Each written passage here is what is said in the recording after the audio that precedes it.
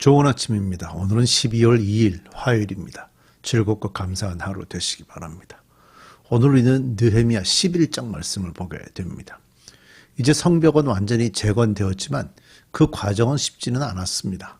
7장에서 보면 예루살렘 성읍은 매우 크고 주민은 아주 적고 집은 전혀 건축되지 못했다라는 기록이 있거든요. 그러니까 넓은 예루살렘 안에는 집을 짓지 못해서 사는 사람들이 매우 적었다라는 걸 볼 수가 있는 거예요.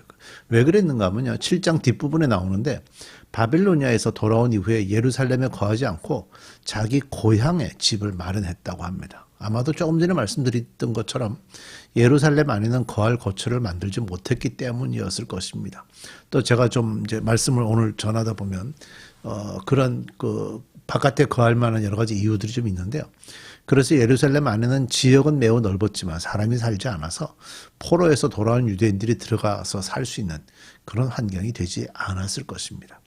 그런데 이제 성이 완전히 완공됐죠.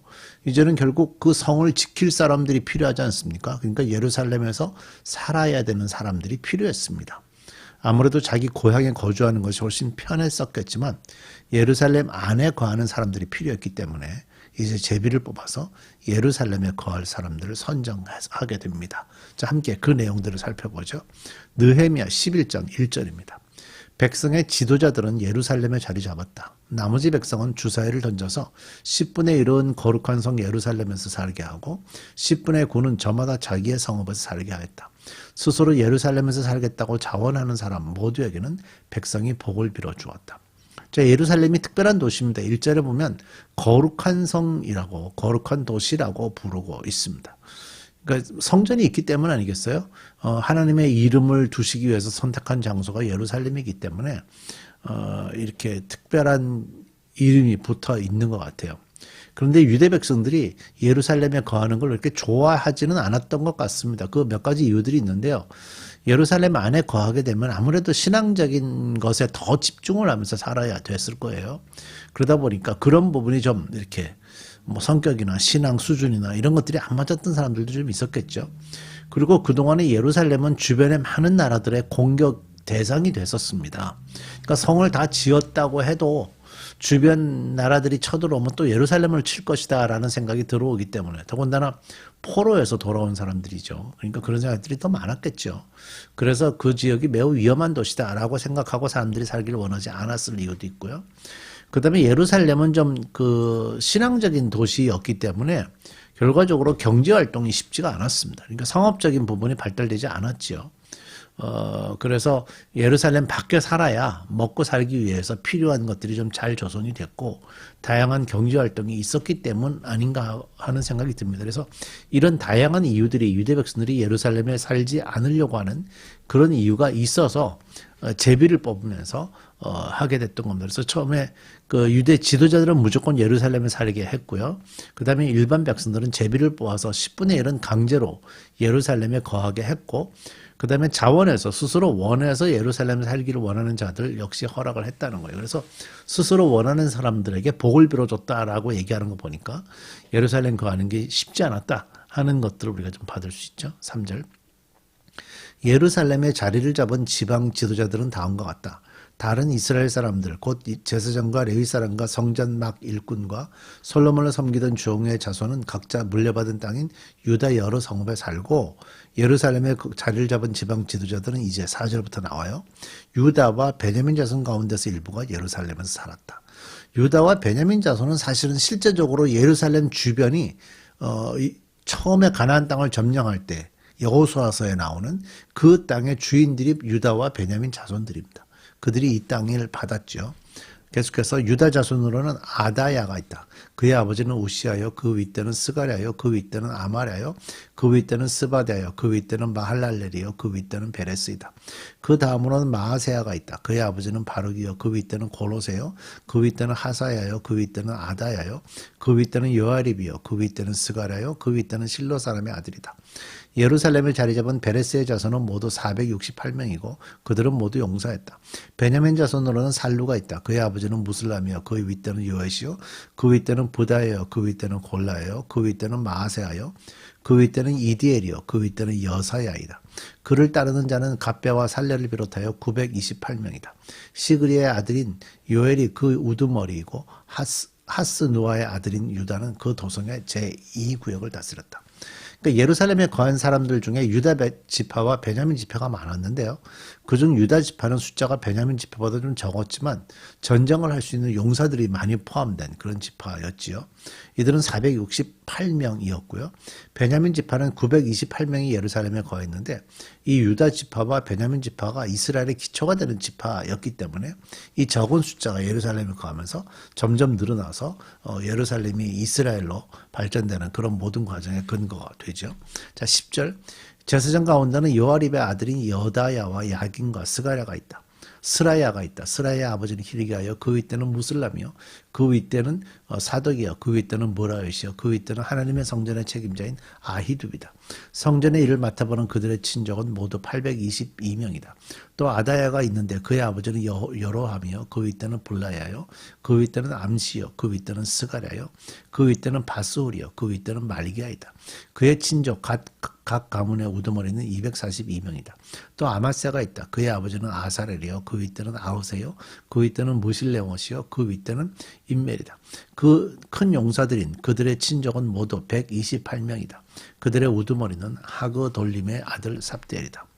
이제 그 다음에 대부분의 제사장들은 이제 예루살렘에 거한 것 같습니다. 대부분이라고 말하는 것은 일부는 아닙니다.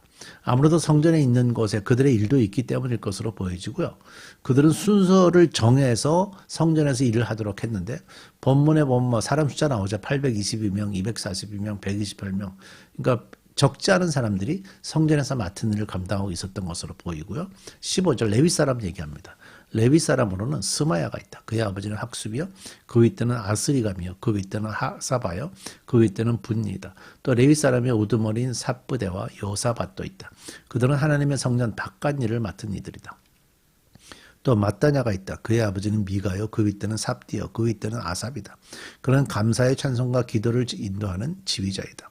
그의 형제들 가운데서 박부갸가 버금가는 지휘자가 되었다. 또 압다가 있다. 그의 아버지는 삼모아요 그 윗대는 갈랄이요 그 윗대는 여두둔이다. 거룩한 성에 자리를 잡은 레위 사람들은 모두 284명이다. 성전 문지기는 악굽과 달몬과 그 친족들인데 모두 712명이다. 레위 사람들은 예루살렘에 거했는데 이들의 숫자는 제사장에 비해서 상대적으로 좀 적었습니다. 왜냐하면 레위 사람들이 해야 될 일 중에 하나가 유대 백성들을 살고 있는 전국을 다니면서 하나님의 말씀을 가르치는 일들도 포함했기 때문에 일부는 예루살렘 바깥에서 살았습니다. 굳이 예루살렘에 거할 필요는 없었죠. 16절에 보면 이제 레위인들이 하나님의 전 바깥의 일을 담당했다고 하는데 성전 안에 제사장들이 성전 안에 일을 했고 레위인들은 헌물을 수집하거나 성전에 필요한 물건들을 준비해서 성전 안으로 놓거나 그래서 제사장들이 영적인 일들을 하고 그 영적인 일들에 필요한 다양한 일들을 이 레위인들이 도왔다. 그 중에는 이제 음악을 하는 사람들도 포함이 됐다라고 볼 수 있죠. 20절 나머지 이스라엘 백성과 제사장과 레위 사람들은 각각 자기 유산으로 받은 땅이 있는 유다 여러 성읍에 흩어져 살았다. 예. 처음에 여호수아로부터 분배받은 그 땅에 다 흩어져서 제사장과 레위 사람들도 그리고 나머지 사람들은 다 거기에 살았다는 거죠. 21절 성전 막 일꾼들은 오벨의 자리를 잡았다. 시하와 기스바가 그들을 맡았다. 예루살렘의 자리를 잡은 레위 사람들의 우두머리는 우시이다. 그의 아버지는 바니요 그 윗대는 하사바요 그 윗대는 마따냐요 그 윗대는 미가이다. 우시는 하나님의 성전에서 예배 드릴 때에 노래를 맡은 아삽의 자손 가운데 한 사람이다. 노래하는 사람들에게는 날마다 하여야 할 일들을 규명한 왕명이 내려져 있었다. 유다의 아들 세라의 자손 가운데서 무세사벨의 아들 부다히야가 왕 곁에서 이스라엘 백성과 관련된 일을 맡아보았다. 자, 그 다음에 마을과 성읍의 자리를 잡은 백성들이 있는데요. 마을과 거기에 딸린 들판은 이러하다. 유다 자손 가운데서 더러는 기럇 아바와 거기에 딸린 촌락들과 디본과 거기에 딸린 촌락들과 여갑스엘과 거기에 딸린 마을들의 자리를 잡고 더러는 예수아와 몰라다와 벳벨렛과 하살 수알과 블헤세바와 거기에 딸린 촌락들 시글렛과 무고나와 거기에 딸린 촌락들 에느림몬과 소라와 야르뭇과 산화와 아둘람과 거기에 딸린 촌락들, 라기스와 거기에 딸린 들판, 아세가와 거기에 딸린 촌락들의 자리를 잡았다. 이렇게 그들은 브엘사바에서 흰눈 골짜기까지 장막을 치고 살게 되었다. 베냐민 자손은 게바와 믹바스와 아야와 베델과 거기에 딸린 촌락들, 아나돗과 놉과 아나냐와 하솔과 라마와 기타임과 하딧과 스보임과 느발랏과 로드와 오노와 대장장이 골짜기에 자리를 잡았다. 유다에 있던 레위 사람들 가운데서 일부는 베냐민으로 가서 자리를 잡았다. 베냐민 지파는 좀 작았고요. 유다 지파가 좀 컸기 때문에 그렇습니다. 사실 언약의 말씀에 기초해서 순종했던 유다 민족의 신앙적인 자세에 대해서 이제 서술하는 장면이 오늘부터 계속 이어지는데 느헤미야가 인구 재배치를 한 내용이 이제 오늘 주된 내용이죠. 예루살렘만 하나님께 속한 성읍은 아닙니다. 하나님을 섬기는 백성들은 예루살렘만 사는 건 아니고요. 하나님의 공동체 안에서 하나님이 주신 땅 안에 어디에든지 살 수가 있습니다. 느헤미야는 예루살렘을 잘 정립했고요. 그 다음에 주변 마을들도 든든하게 세울 수 있도록 백성들을 잘 펼쳐서 어느 곳에 살든지 하나님의 땅 안에서 하나님의 백성으로 살아가도록 환경이 조성되었던 거죠. 여러분들이 사는 곳에서도 그리스도인으로 이렇게 살아가시기를 바랍니다. 우리 기도하겠습니다. 느헤미야가 잘 정비해서 이스라엘이 좀 안정되어 가는 과정들을 보게 됩니다. 어느 곳에 있든지 내가 하나님의 자녀임을 깨닫고 하나님의 백성으로서 하나님의 말씀에 순종하고 하나님의 뜻을 드러내는 그런 그리스도인으로 우리도 살아가게 해 주옵소서. 예수님의 이름으로 기도드립니다.